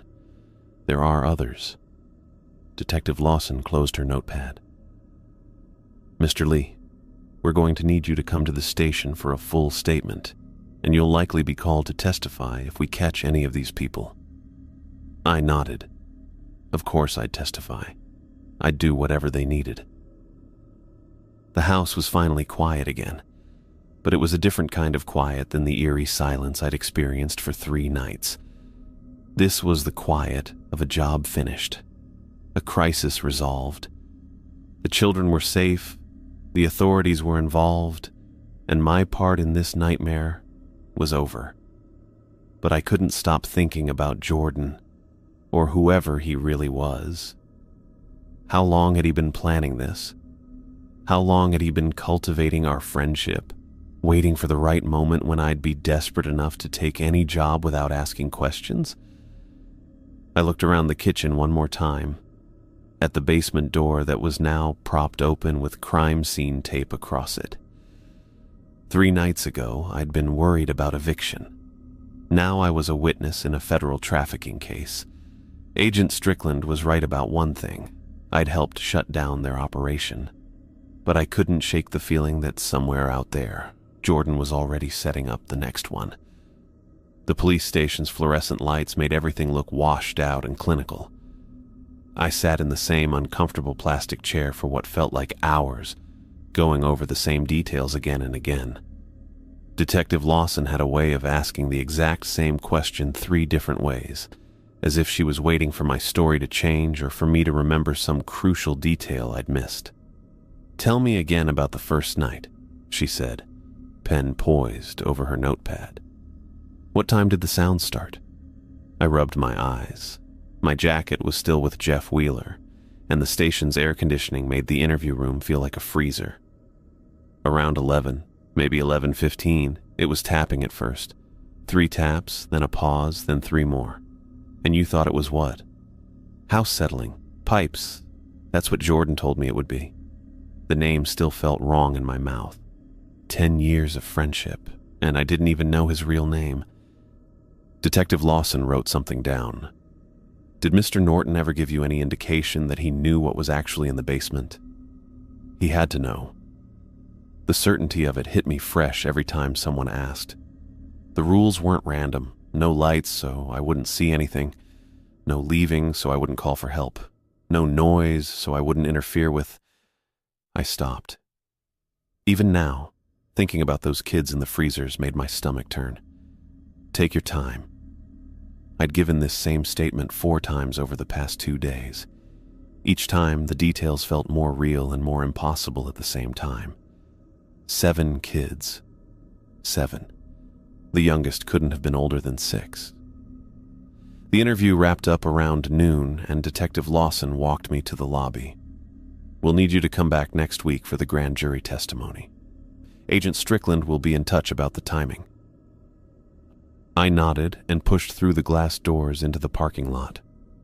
The October air felt good after the stale, recycled atmosphere inside. My car was the only beat-up Honda in a sea of police cruisers and government sedans. The drive home gave me too much time to think.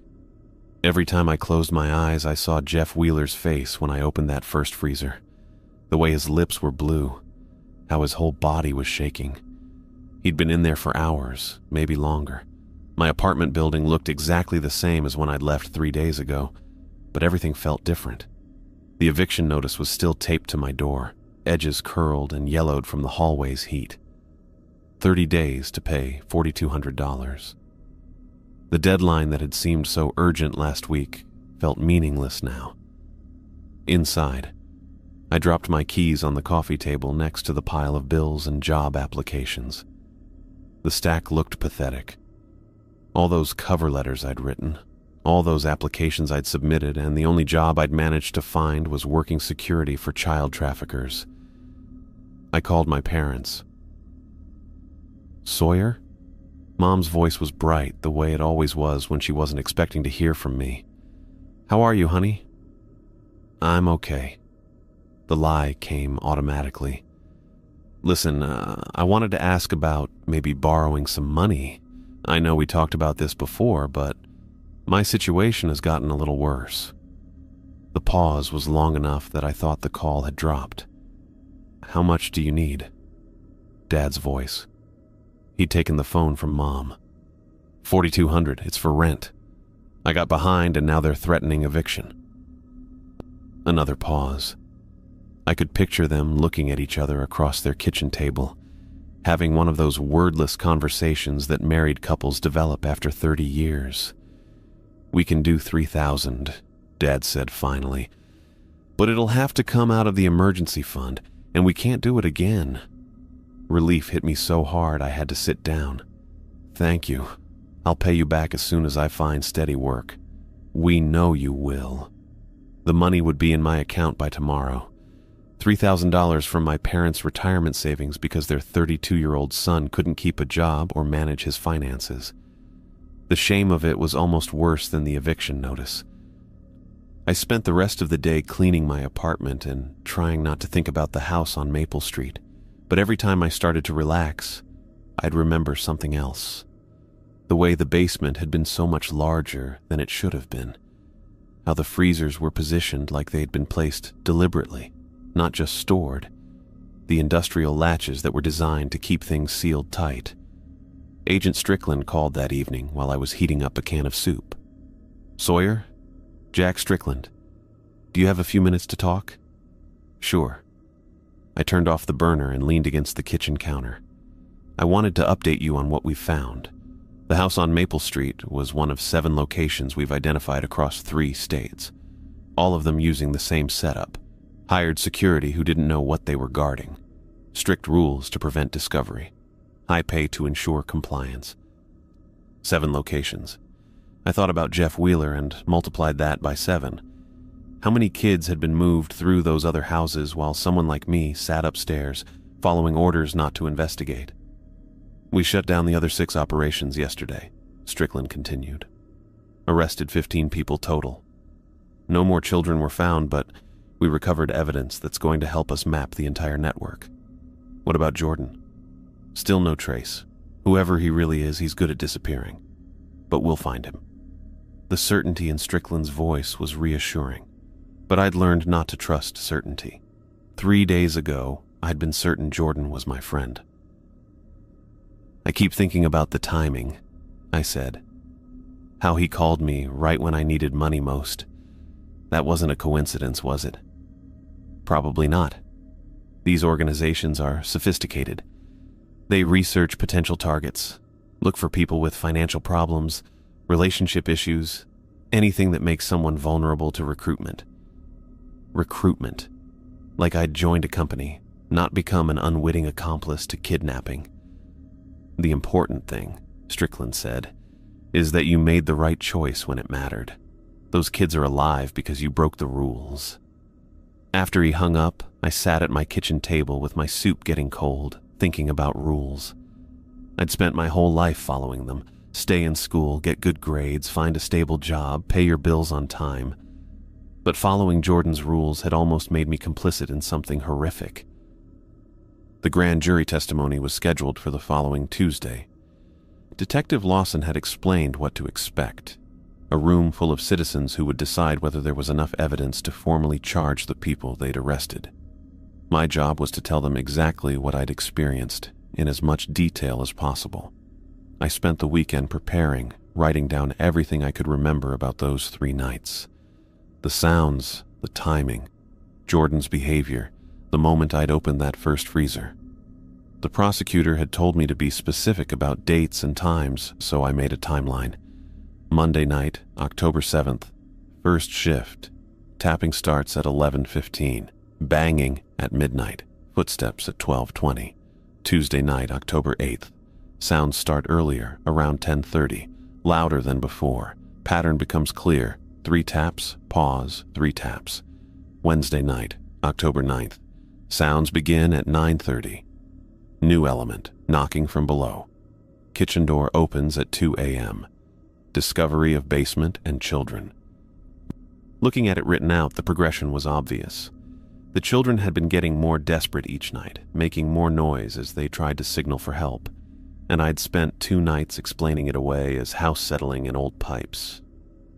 Tuesday morning, I put on my best shirt and drove to the courthouse. The grand jury room was smaller than I'd expected, with about 20 people sitting in 2 rows of chairs. They looked like anyone you'd see at a grocery store or gas station. Middle-aged, working class, tired. The prosecutor was a woman in her 40s named Sarah Martinez. She'd walked me through the process the day before, explaining that grand juries were different from trials. No defense attorney, no cross-examination, just my testimony and their questions. "Please state your name for the record." "Sawyer Lee." "Mr. Lee, I want you to tell the grand jury about your experience at 1247 Maple Street, beginning with how you came to be hired for that position." I started with the eviction notice, the phone call from Jordan, the job offer that seemed too good to be true. As I talked, I watched the faces of the grand jurors. Some were taking notes, others just listened, their expressions getting more serious as my story progressed. When I got to the part about opening the freezers, one of the jurors, a woman about my mother's age, put her hand over her mouth. Another man shook his head slowly. "Mr. Lee," the prosecutor said, "in your opinion, did Mr. Norton know what was happening in that basement? He had to. The rules he gave me weren't random. They were specifically designed to prevent me from discovering what was down there. And the money, $3,000 a week for sitting in a chair. Nobody pays that much for legitimate security work." "Did he ever directly tell you there were children in the basement?" "No. But he didn't have to. Looking back, everything he did was calculated to keep me from finding out." The questions continued for another hour. They wanted to know about Jordan's demeanor, his explanations for the sounds, whether I had suspected anything before finding the basement. I answered as honestly as I could, even when the truth made me look naive or stupid. One juror asked why I'd taken so long to investigate. "I needed the money," I said. "I was about to be evicted, and Jordan was someone I trusted. When he told me the sounds were normal, I wanted to believe him because believing him meant keeping the job." It was the most honest thing I'd said all week. After the testimony, I waited in the courthouse lobby while the grand jury deliberated. Agent Strickland found me there, sitting on a wooden bench that was probably older than I was. How did it go? Fine, I think. Hard to tell. I looked up at him. What happens to the kids now? They're all back with their families. Jeff Wheeler's doing well. He's been asking about you, actually. Wants to thank you properly. He doesn't need to thank me. I almost let them get taken away. Strickland sat down next to me. You know, we've been tracking this organization for 2 years. They've moved dozens of children through those houses. You're the first security guard who ever broke the rules. The first one desperate enough to take the job seriously. You mean? The first one who chose to help when it mattered. The prosecutor emerged from the grand jury room an hour later with a stack of papers in her hand. She nodded at us as she walked past. That was it. Indictments returned. The people they'd arrested would face trial. I drove home through the same neighborhoods I'd been navigating for months while job hunting. The difference was that now I had my parents' money in my account and a meeting with my landlord scheduled for tomorrow morning. The eviction crisis was over, at least temporarily. But sitting in my apartment that evening, I realized the financial stress had been the least of my problems. I'd spent 3 nights as an unwitting guard for child traffickers. 3 nights when kids were suffering 50 feet below me while I sat in a comfortable chair, following orders not to investigate. The nightmares started that week. Not dramatic, movie-style nightmares, but realistic ones where I made different choices. Dreams where I never went to the basement, where I followed Jordan's rules perfectly, where I collected my $3,000 and went home while those kids got loaded into trucks and disappeared forever. I'd wake up around 3 a.m., the same time I'd been opening that first freezer, and lie in bed thinking about timing. How many minutes had passed between when I heard the basement door open and when I decided to investigate? 5 minutes? 10? How close had those kids come to being moved to whatever came next? Agent Strickland called the following week with an update. They'd traced the financial records and found evidence of the trafficking operation going back 4 years. Bank transfers, property purchases, payments to dozens of people like Jordan who recruited unwitting accomplices. The scope of it is bigger than we initially thought, he said. This wasn't just about moving children from one place to another. It was a full-scale operation with multiple revenue streams. Revenue streams. Like it was a legitimate business instead of organized child abuse. How many other people like me were there?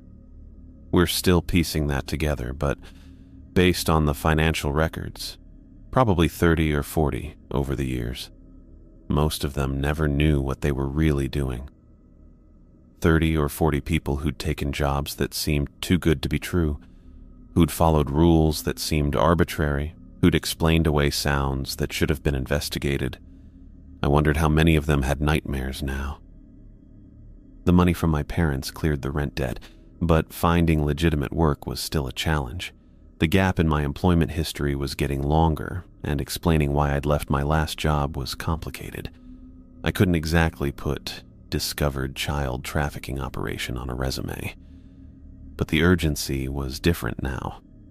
Getting evicted would be inconvenient and embarrassing, but it wouldn't be the end of the world. There were worse things than losing an apartment. There were worse things than being broke. I started volunteering at a local community center, helping kids with homework and reading. It wasn't paid work, but it felt important in a way my marketing job never had. These were kids Jeff Wheeler's age, Sarah Chen's age. Kids who should be worried about math tests and playground drama, not whether the adults around them could be trusted.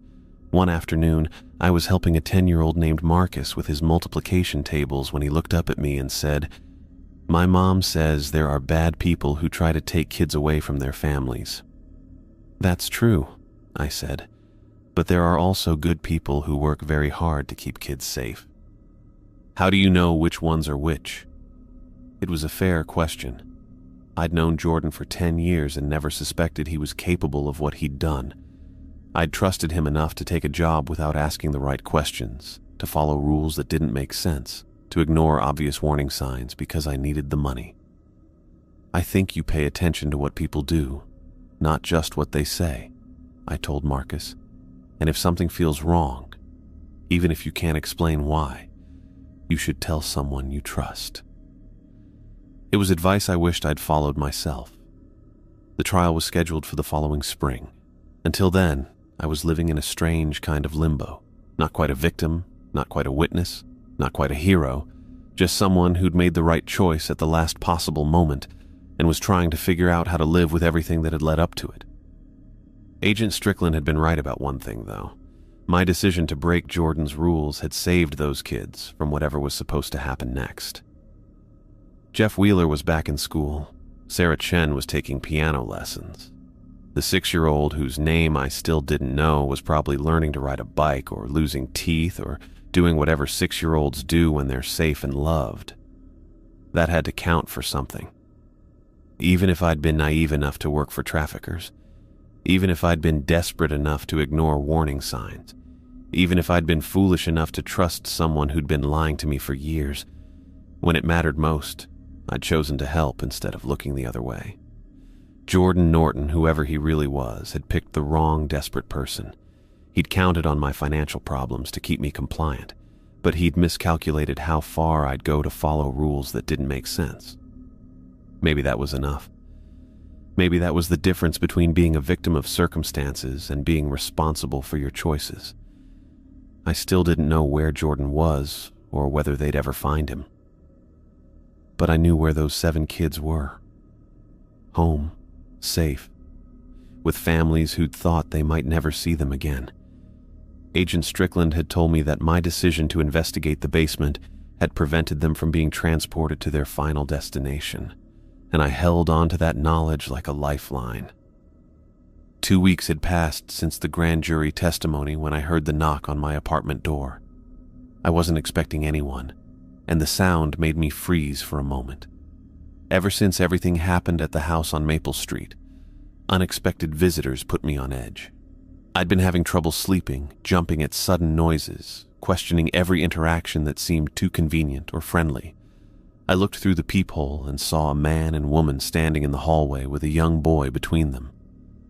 The boy looked familiar, but it took me a second to place him without the blue lips and violent shivering. Jeff Wheeler. He was wearing a clean red sweater and jeans, his black hair neatly combed, standing close to his parents. The man was tall with graying hair at his temples, wearing a navy jacket.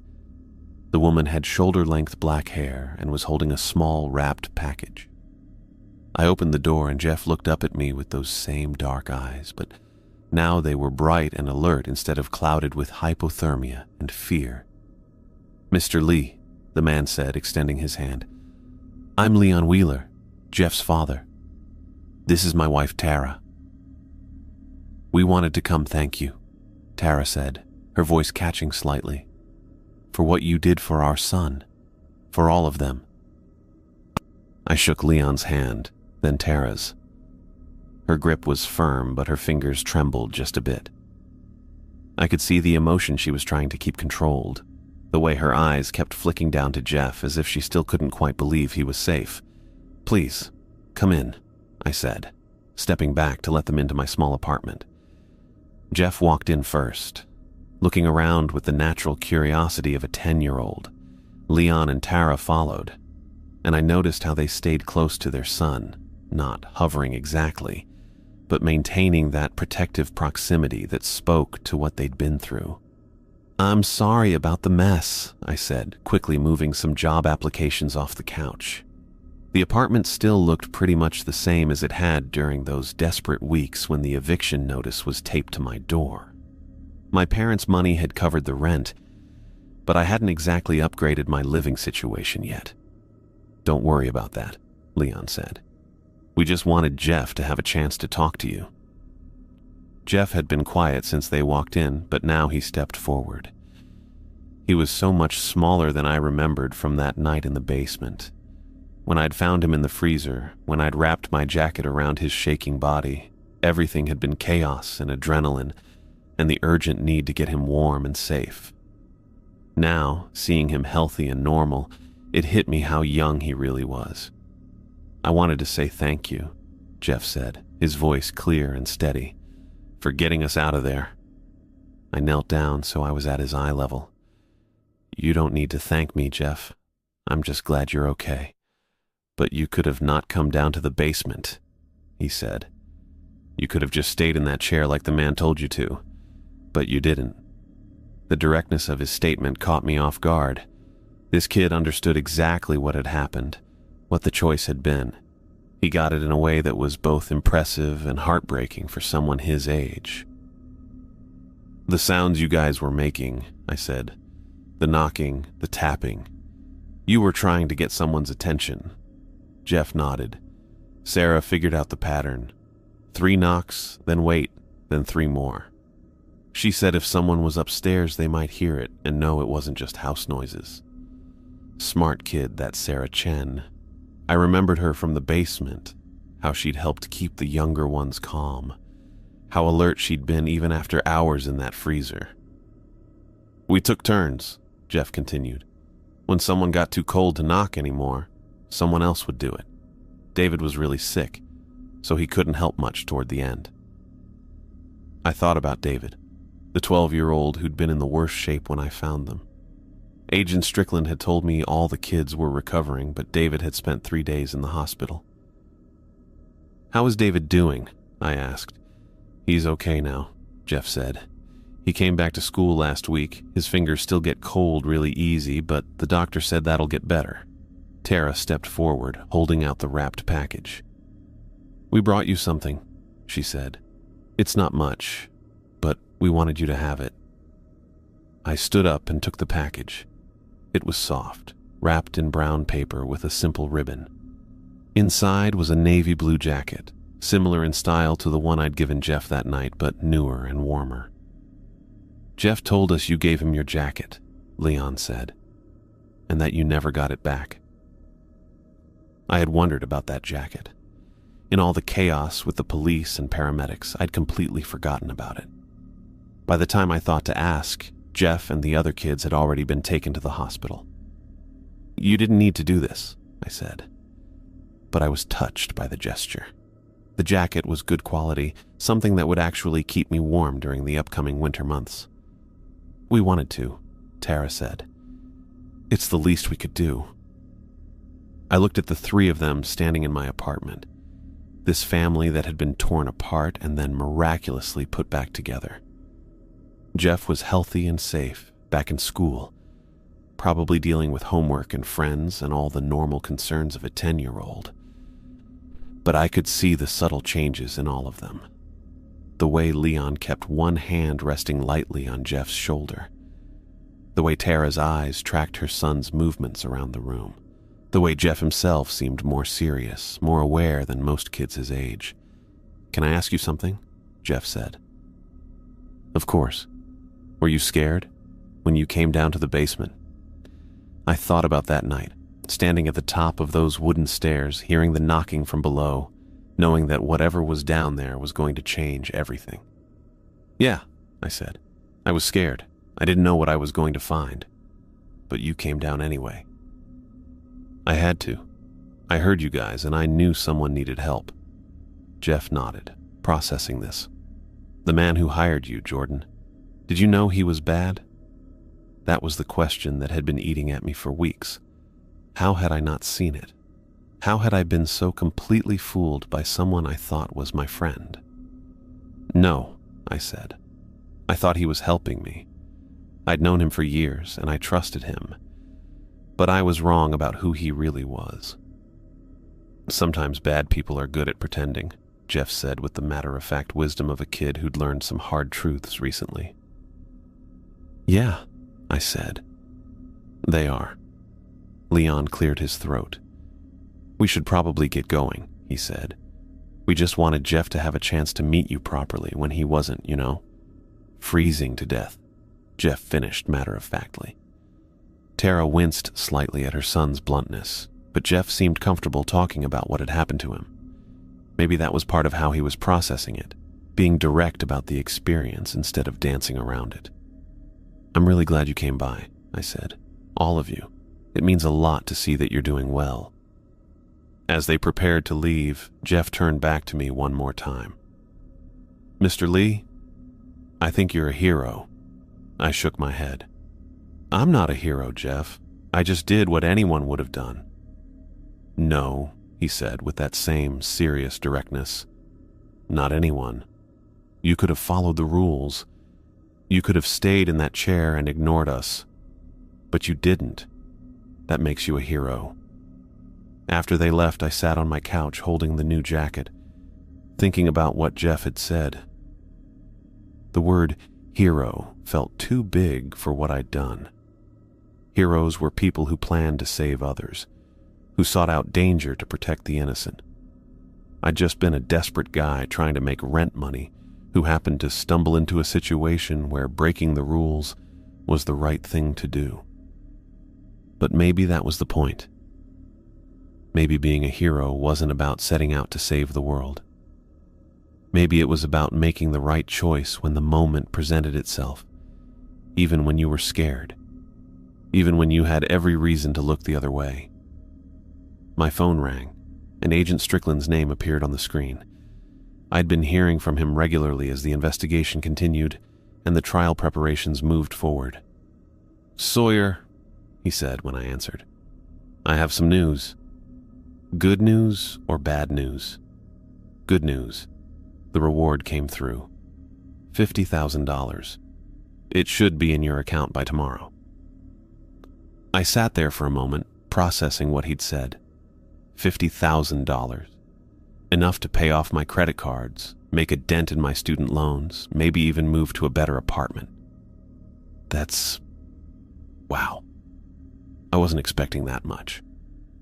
"You helped us shut down a major trafficking operation," Strickland said. 7 kids are home with their families because of what you did. The Bureau considers that worth rewarding." After I hung up with Strickland, I thought about the strange turns my life had taken over the past month. I'd started with an eviction notice and a desperate need for money. I'd taken a job that seemed too good to be true because I had no other choice. That decision had led me to a basement full of kidnapped children and a confrontation with the reality of human trafficking. Now those children were safe. Jeff Wheeler was back in school, wearing clean clothes and thinking about homework instead of survival. Sarah Chen was probably taking piano lessons or playing with friends. David Wheeler was recovering, his fingers warming up, his body healing from those hours in the freezer. The 6-year-old girl who'd cried silently in the basement was presumably back to being a normal kindergartner, worried about things like coloring inside the lines and what to have for snack time. The trafficking ring was dismantled. Agent Strickland had told me about the arrests across multiple states, the other locations they'd shut down, the network they'd unraveled. Dozens of people were in custody, and who knows how many future victims had been saved by stopping this operation. Jordan was still out there somewhere. I thought about him sometimes, wondered if he ever thought about me, if he felt any guilt about what he'd dragged me into. Probably not. People who could participate in kidnapping children weren't the type to lose sleep over manipulating desperate friends. But I didn't spend much time thinking about Jordan anymore. He was part of a chapter in my life that was closing. The trial would happen in the spring. I'd testify about what I'd seen and done, and then hopefully I could put the whole experience behind me. What I couldn't put behind me, what I didn't want to put behind me, was the knowledge that when it mattered, I'd made the right choice. I'd been hired to ignore whatever I heard, to sit in that chair for 12 hours and collect my money without asking questions. For 2 nights, that's exactly what I'd done. But on the 3rd night, when the sounds became impossible to ignore, when it became clear that something was seriously wrong, I'd chosen to investigate. That choice had saved 7 lives. Jeff Wheeler, Sarah Chen, David Wheeler, and 4 other children whose names I'd learned during the investigation. 7 kids who were now home, safe, alive, because I'd decided to break the rules and walk down a set of basement stairs. The nightmares still came sometimes. Dreams where I stayed in the chair, where I followed Jordan's instructions perfectly, where I collected my money and walked away while 7 children disappeared forever. Those dreams left me shaking and sick, grateful to wake up and remember that it hadn't happened that way. My financial situation was about to get a lot better. The reward money would give me breathing room I hadn't had in months, maybe years. I could pay off my debts, build up some savings, maybe even go back to school or start the business I'd always talked about. But more than the money, more than the relief from financial pressure, what I had now was something I'd never expected to gain from this experience. I had the knowledge that when faced with a choice between my own comfort and someone else's safety, I'd chosen correctly. When the moment came to be the person I wanted to be, I'd managed to do it. Jeff Wheeler thought I was a hero. I still wasn't sure about that word, but I was starting to think that maybe it didn't matter what I called it. What mattered was that 7 children were home with their families, and I'd played a part in making that happen.